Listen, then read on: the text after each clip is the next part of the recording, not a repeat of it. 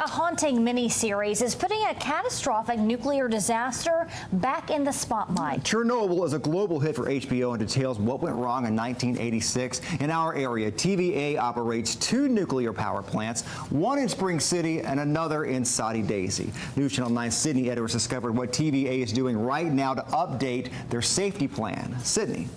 Josh and Latricia, this mini-series might scare people that live near a nuclear facility, but when we talked with folks who work with Sequoyah plant in Saudi Daisy, they say you can't believe everything you see on a TV show.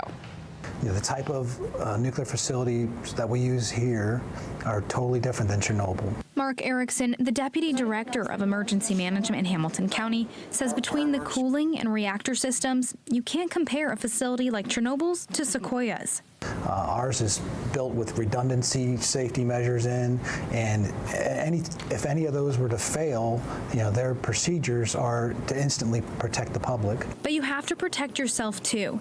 If you live in a 10-mile radius of Sequoyah nuclear plant, you're included in the county's evacuation plan. The first thing you might hear are sirens. You would turn on your radio station. We have a designated radio station that is used that will provide you that information if that emergency alert is sounded.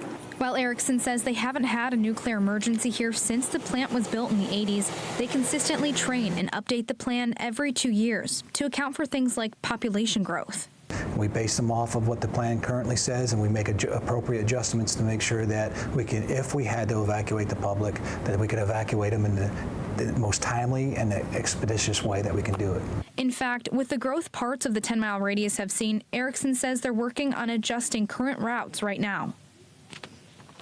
Now, if you live in that 10-mile radius, you might be familiar with these calendars they send out every year with updated information.